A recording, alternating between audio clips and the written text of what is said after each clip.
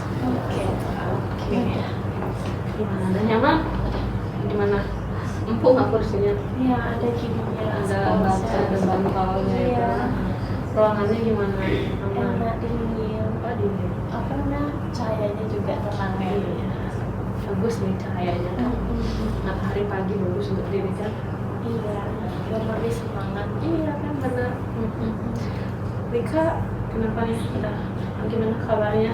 Baik. Kabarnya syukurnya baik. Cuma ada bingung sih Bu, sedikit dan cerita juga sama Ibu. Oke, boleh banget mau cerita sama ibu boleh banget. Oke, jadi mungkin langsung aja deh ya sebelum kita mulai nih untuk mendengarkan cerita dan keluh kesah Rika, kita mungkin bisa berdoa dulu supaya kegiatan konseling ini bisa berjalan dengan lancar, bisa kita dimudahkan untuk mencari solusi yang terbaik untuk Rika. Berdoa kita mulai menurut kepercayaan masing-masing, berdoa dimulai. Asik saya, oke.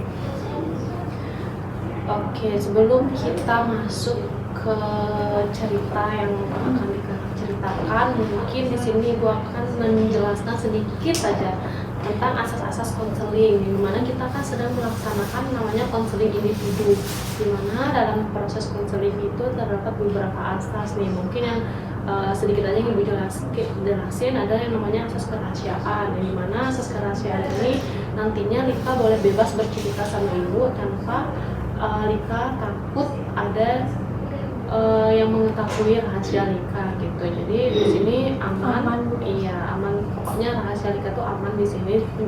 Jadi semenjak Rika masuk itu sudah kita menjaga rahasia gitu kan. Hanya kita berdua yang tahu. Terus ada namanya asas terbukaan, dimana di sini Ibu berharapnya sih Rika itu bisa terbuka cerita sama Ibu kan, semua masalah yang Rika hadapi boleh Rika ceritakan sama Ibu secara terbuka. Terus yang terakhir itu ada asas kesukarelawan, dimana Rika datang ke sini atas dasar diri sendiri, Iya, dasar diri sendiri. iya, tidak ada paksaan berarti ada dari orang lain. Oke, jadi karena Rika kesini dengan sukarela, jadi Ibu berharapnya juga Rika bisa cerita secara sukarela sama Ibu. Jadi anggap saja lah Ibu ini sebagai teman ceritanya Rika, supaya Rika itu nggak perlu sungkan sampai Ibu mau cerita. Iya, boleh banget bahkan.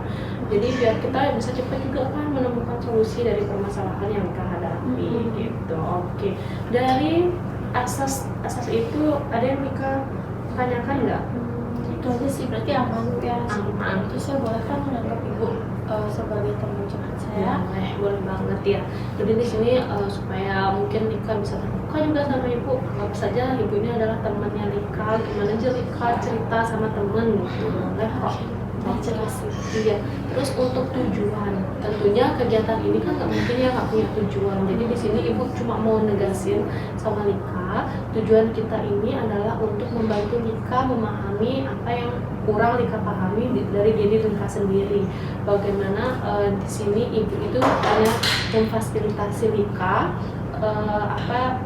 untuk Rika bercerita, mewadahi Rika lah untuk menjadi teman ceritanya Rika tanpa memaksa Rika untuk mengambil keputusan sesuai dengan solusi dari Ibu gitu. Jadi semua keputusan itu Rika yang mengambil. Jadi di sini kita cuma ya sharing cerita-cerita gimana baiknya gitu ya. Oke, bisa dipahami dari tujuannya. Udah paham. Oke, sebelum kita masuk ke sesi konselingnya nih, gimana? Ada yang nggak nyaman nggak? Gimana ruangannya? Apa tempat duduknya? Udah nyaman banget. Udah nyaman banget. Oke. Kalau di luar soalnya nggak panas. Iya sih benar ya. Udah matahari sudah mulai naik gitu kan. Kalau di sini kan ya lumayan lah ada AC-nya juga. Jadi saya udah nyaman kok. Oke. Gimana? Apa yang mau Rika ceritakan? Apakah karena Rika sekarang ada di semester akhir? Ya kan Rika sekarang semester akhir lagi sibuk-sibuknya nyusun skripsi nih. Iya benar banget Bu. Terus apa yang Rika rasakan? Jadi saya sebenarnya bingung saya pribadi ya. Karena sebagai anak yang diharapkan sukses sama orang tua saya itu rasanya memalukan kalau saya itu sampai sendiri tuh nggak tahu arah karir saya kemana. Sekarang udah fokus kepada planning masa depan ya, maksudnya karena kan mungkin sekarang udah semester akhir nih, udah semester 8, udah tinggal wisuda atau tinggal wisuda aja, berarti harus menentukan nih dari sekarang mau kemana gitu kan. Mungkin kalau ibu lihat mungkin ada ekspektasi budaya yang kuat ya di sini ya, bahwa lulusan kuliah itu harus langsung nih punya arah yang pasti ya. Apakah tekanan ini yang membuat kamu merasa tidak tenang? Jujur Bu ya, di lingkungan saya sih iya. Oke. Karena kalau nggak langsung kerja tuh, atau kalau nggak langsung kerja atau tidak lanjut studi nih, orang-orang tuh kan bertanya-tanya, kok dia belum kerja, kok dia diam, kayak gitu. Jadi itu yang bikin saya sangat stres setiap hari sih Bu. Oke, kadang ya dalam CBT ini kan salah satu teori dari konseling nih. Kita akan banyak menguji pikiran kita. Apakah kamu merasa nyaman untuk terbuka atau ada kekhawatiran ibu akan menganggap kamu tidak kompeten karena bingung? Iya sih Bu, awalnya saya kan takut dianggap lemah. Ya, tapi saya rasa saya memang butuh bantuan untuk menjernihkan pikiran saya ini Bu. Nah saya bingung.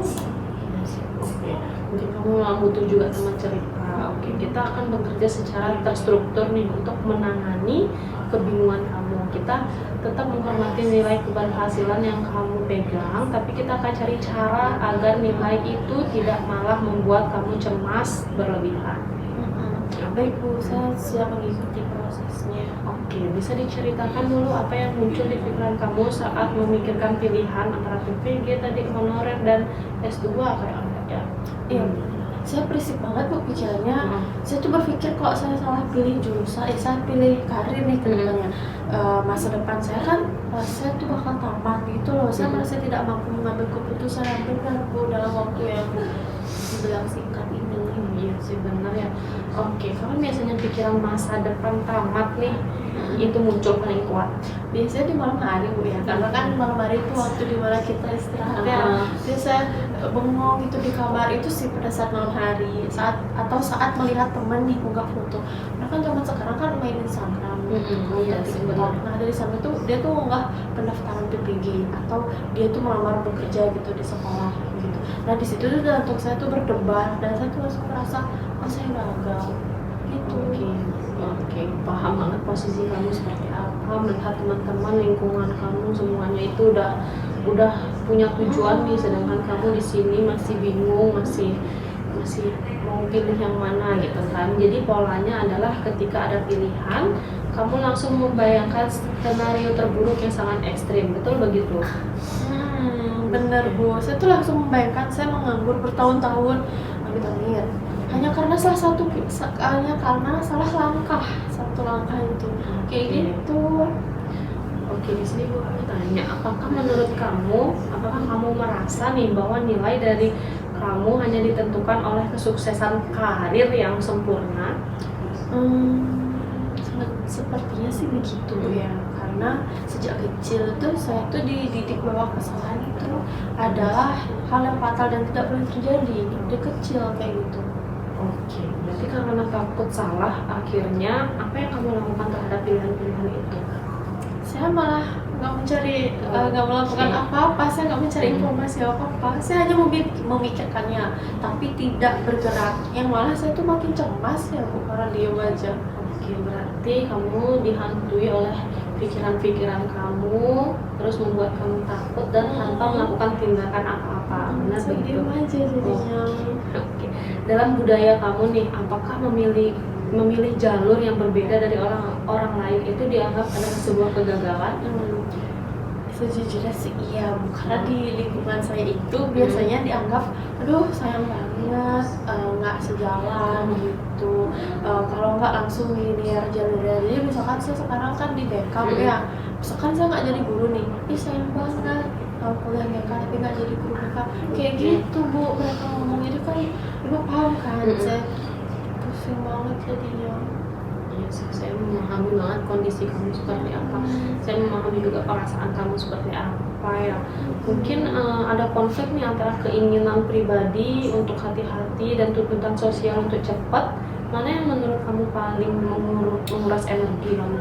Sebenarnya semuanya Bu, tapi kalau yang paling menguras itu adalah tekanan sosialnya sih Bu ya. Karena kan kayak gitu di lingkungan saya tuh merasa dikejar waktu juga yang nggak kelihatan gitu. Saya merasa dikejar waktu nih di belakang, jadi saya cemas gitu loh, berdebar-debar ya untuk saya. Oke. Berarti emang tekanan lingkungan sosial itu sangat berpengaruh ya sama cara pandang kamu, cara kamu mengambil keputusan itu. Terus kalau ibu boleh tahu nih, kamu kan datang ke sini pasti kamu punya tujuan. Terus kalau misalnya ibu boleh tahu harapan kamu setelah mengikuti konseling, setelah bercerita sama ibu ini apa sih harapan kamu? Pastinya sih saya pengen biar nggak cemas, biar bisa mengatasi rasa cemas saya. Saya kan nggak mungkin cemas terus. Terus saya juga pengen banget punya rencana yang nyata nih setelah saya lulus tuh saya kemana kayak gitu, yang bisa saya lakukan tanpa takut dan berlebih. Itu Bu harapan saya. Oke, jadi fokus kita pada sesi konseling ini adalah menantang pikiran kalau salah masa depan tamat itu ya, dan menggantinya dengan rencana tindakan yang lebih realistis tentunya. Oke, jadi di sini kamu lihat pikiranmu bahwa satu kesalahan menghancurkan segalanya. Inilah yang membuat kamu cemas sebenarnya kan, dan kecemasan itu membuat kamu menghindar atau kamu diem aja, nggak ada mengambil keputusan apa-apa. Oke. Jadi jika pikirannya kita ubah nih, perasaannya juga akan berubah. Oh jadi gitu Bu ya? Iya dong. Jadi masalahnya tuh bukan di karirnya saya ya, tapi bagaimana cara saya berpikir dan memandang Bu ya? Iya, jadi semua itu kan dari kognitif ya, dari pikiran. Kalau misalnya pikiran kita terus saja berpikir yang jelek-jelek, terus saja berpikir yang aneh-aneh gitu. Jadi kan tindakan kita tuh juga terus mengikuti di belakang gitu. Jadi sekarang tuh kita cobalah grow mindset kita harus berpikiran terbuka. Coba kalau misalnya kita berpikir yang baik-baik gitu, pasti tindakan kita juga akan melakukan yang terbaik gitu. Bener kok kayak gitu ya? Iya. Oke, coba mari nih kita uji bukti. Adakah orang yang salah ambil langkah di awal tapi tetap sukses nantinya? Dan apa bukti bahwa satu pilihan karir bisa menentukan 40 tahun masa depanmu secara mutlak? Sebenarnya sih banyak Bu ya yang sukses lewat jalur yang muter. Iya kan? Nggak langsung satu kali jalan gitu langsung. Dan mungkin satu pilihan sekarang itu nggak langsung menutup semua pintu lainnya juga. Iya, jadi belum tentu kamu mengambil langkah ini kamu benar-benar langsung salah, langsung gagal terus. Kamu kan masih muda nih, masih banyak yang perlu kamu eksplor, masih banyak yang bisa kamu cobain kayak gitu kan. Kamu boleh begini mengeksplor semua itu gitu kan. Jadi kamu jangan takut karena satu keputusan langsung membuat kamu gagal tuh enggak gitu kan. Karena orang sukses pun berawal dari kegagalan gitu. Ya enggak langsung kok. Emang ibu di sini tiba-tiba langsung jadi konselor kan enggak? Ibu juga melewati tahapan seperti kamu, mengikuti kegiatan kuliah S1, S2 itu kan sama juga. Sekarang tergantung kamu maunya seperti apa gitu. Oke. Mungkin coba deh minggu ini kamu melakukan eksperimen perilaku. Misalnya nih, cari informasi syarat PPG dan satu lowongan honorer. Catat apa pikiran negatif yang muncul, lalu lawan dengan fakta yang kita bicarakan itu. Saya akan membuat catatan ya. Saya akan membuat catatan agar saya nggak hanya terjebak di dalam kepala saya sendiri. Biar setidaknya adalah walaupun pikiran kamu berisik, tapi kamu juga melakukan tindakan gitu. Kamu jangan hanya pikirannya berisik tapi tindakannya nggak dilakukan gitu. Itu kayak sama aja percuma gitu. Jadi kalau pikirannya jalan, tindakannya juga harus dilawan gitu. Oke. Ibu yakin kok dengan kamu mulai bergerak nih mencari data, pikiran kamu tuh akan jadi lebih logis lagi dan cemasnya mungkin akan bisa berkurang. Jadi kamu punya potensi besar sebagai calon konselor. Bisa Bu ya, saya konselor. Oke, saya mungkin akan lebih punya kendali sekarang. Saya lebih tenang, saya lebih lega sekarang menceritakan ini. Jadi pada intinya pikiran itu bisa mempengaruhi semuanya. Jadi cobalah sekarang kamu mulai berpikir yang baik-baik. Jangan hanya kamu mengambil sisi negatifnya aja terus tanpa kamu memikirkan sisi positifnya. Kamu jangan terlalu takut sama omongan orang kayak gitu. Kalau misalnya kita dengerin omongan orang terus, kita nggak akan pernah maju. Tapi gimana ya Bu caranya biar saya tuh nggak dengar omongan orang itu? Kamu kalau menurut ibu sih kamu bodo amat aja ya, karena kalau misalnya sekarang kamu ikutin nih omongan orang, sedangkan orang di lingkungan kamu kan ada banyak, yang mana yang kamu mau ikutin, ya kan? Iya, kita nggak bisa terus-terusan berada di omongan orang gitu. Kita itu punya hidup kita sendiri, kita hidup di kaki kita sendiri. Jadi apa yang kamu mau, apa yang kamu inginkan bisa kamu pilih sendiri gitu kan. Emang mereka ada apanya sama kamu? Emang mereka berhubungan nggak sama kamu kan? Enggak. Mereka juga nggak tahu proses kamu seperti apa sebenarnya kan. Jadi saya bodo amat. Iya, kita hanya punya dua tangan untuk menutup telinga. Tidak bisa nih dua tangan kita ini untuk menutup semua mulut orang gitu kan. Jadi tutup aja telinga, nggak usah terlalu dipikirkan. Terus ya kalau sakit cerita sedengar ya. Iya. Kecuali emang omongannya itu membuat kamu lebih grow mindset, lebih membuat kamu Mungkin orang tua saya Bu ya. iya kan. Nggak usah terlalu dipikirkan deh kayak gitu tuh, malah banyak beban pikiran Iya jadinya kan. benar. Jadi saya harus bodo amat Bu ya. Oke. Gimana perasaannya soalnya? Ya lebih lega sih. Lebih Saya lega. bakal karena orang lain tuh banyak banget Bu ya, dia ngomong juga. Saya tuh nggak bisa mengikuti mereka karena mereka juga bukan siapa-siapa saya. Jadi saya mau belajar bodo amat. Sekarang saya mau mendengarkan yang positif aja dari saya. Jadi saya mau mencoba sih Bu. Setelah keluar dari sini saya langsung coba. Iya, oke. Ada yang mau ditanyakan lagi dari sisi konseling ini? Untuk sekarang sih enggak ya. Tapi kalau misalkan nanti selama saya berproses itu, kalau misalkan saya bingung ada mau nanya, boleh nggak saya datang ke sini? Boleh, kamu boleh datang di sini. Boleh juga chat ibu. Kamu kan sudah punya nomor ibu kan? Jadi saya boleh WA ibu ya? Boleh, via WA juga boleh. Ibu melayani. Tapi nanti dibalas kan Bu? Dibalas kok pastinya gitu kan. Masa ada mahasiswa mau curhat ibu nggak balas kan? Iya boleh jadinya kan. Oke, jadi kesimpulannya sebenarnya kamu bingung, kamu cemas terkait pilihan planning kamu ke depannya seperti apa, antara PPG, S2 ataupun honorer gitu kan. Terus yang menghambat kamu adalah pikiran kamu sendiri sehingga kamu tidak melakukan tindakan apa-apa. Jadi setelah ini coba kamu membuat pro kontranya, membuat kelebihan dan kekurangannya dari masing-masing pilihan kamu, yang mana yang bisa kamu terima kekurangannya. Karena nggak semua kekurangan kan bisa kita terima dengan baik ya, yang mana sekiranya kekurangan ini bisa kok aku toleransi kayak gitu kan. Itu coba kamu buat aja deh dulu yang mana yang sekiranya lebih masuk ke kamu, yang mana sebenarnya kamu minatin gitu. Kalau saya tulis di kertas boleh nggak Bu? Boleh, mau di kertas, mau di note HP itu juga boleh kan. Oke. Yang penting kamu tahu aja deh dulu ini kelebihannya ini kelebihannya ini, kekurangannya ini gitu. Mungkin minggu depan setelah kamu selesai nih menulis, setelah kamu merenungkan yang mana kelebihan dan kekurangannya dari masing-masing pilihan itu, boleh kamu datang lagi ke sini menunggu ibu. Mungkin kamu butuh masukan atau solusi lagi dari ibu, boleh kamu datang ke sini ya. Oke. Udah aman berarti? Aman. Udah lega? Udah lega. Oke.